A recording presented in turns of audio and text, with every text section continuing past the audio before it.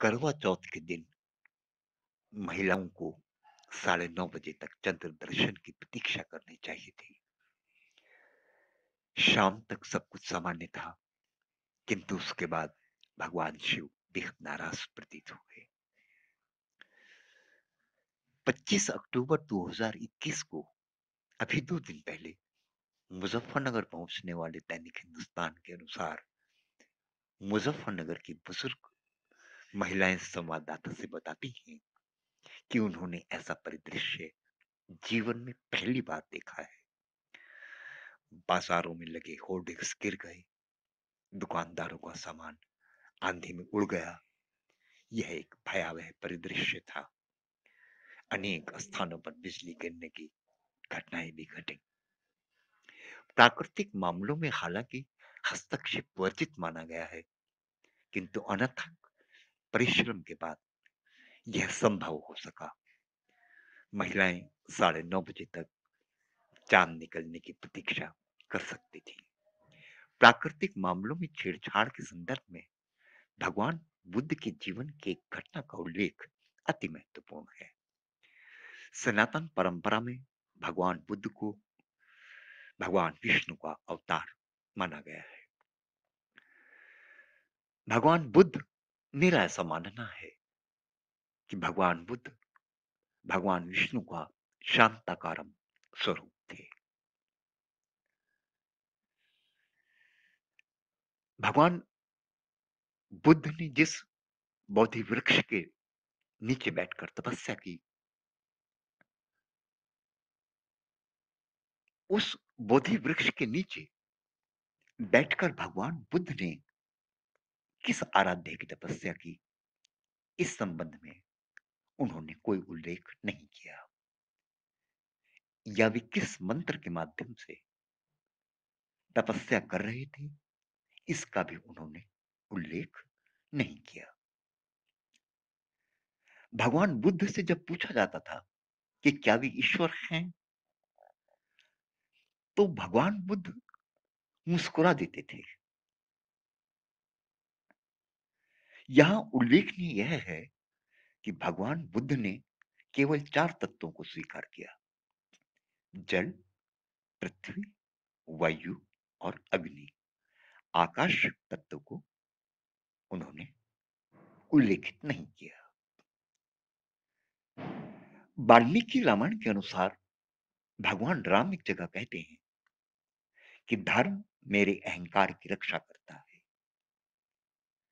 भगवान राम पांचों तत्वों को स्वीकार करते थे: जल, पृथ्वी, वायु, अग्नि और आकाश। जिस प्रकार पृथ्वी का, धरती का धर्म धैर्य है, अग्नि का धर्म तेज है, उसी प्रकार आकाश तत्व का धर्म अहंकार है, क्योंकि आकाश ऊंचाई पर होता है।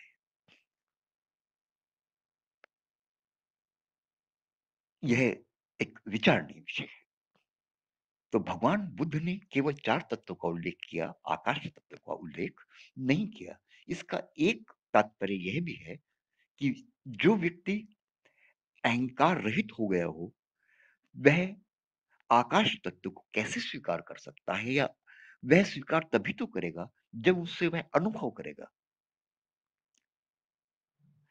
यहां मैं स्वरचित अपनी 2 पंक्तियों का उल्लेख करना चाहूंगा कि मेरा इस संदर्भ में क्या दृष्टिकोण है। पंक्तियां आज की भाषा में प्रस्तुत कर रहा हूं। अब मैं अपने सर पर अपने होने का बोझ नहीं रखता। मैं अपने सर पर अपने होने का बोझ नहीं रखता। रखता भी हूं तो अक्सर रोज रोज नहीं रखता।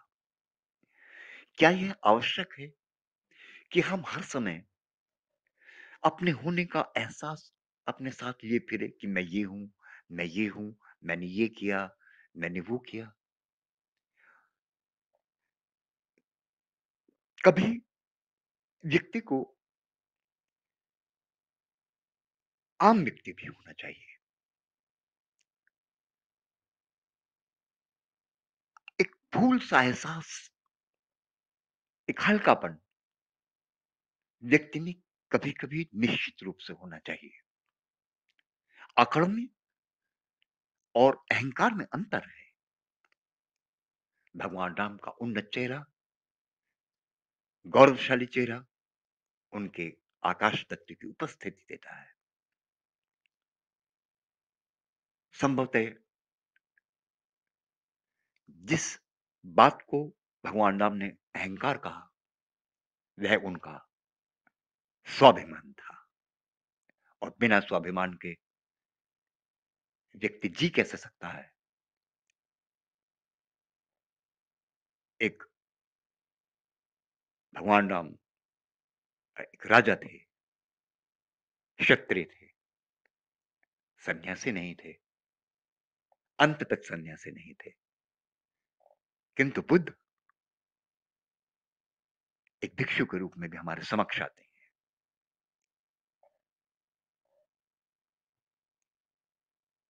जापान आज भगवान बुद्ध के आदर्शों पर ही चलकर टेक्नोलॉजी में इतना आगे निकल सका।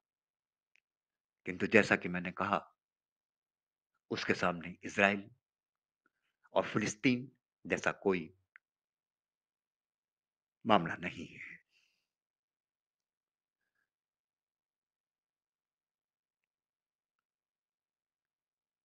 धन्यवाद, आभार, शुक्रिया, थैंक्स।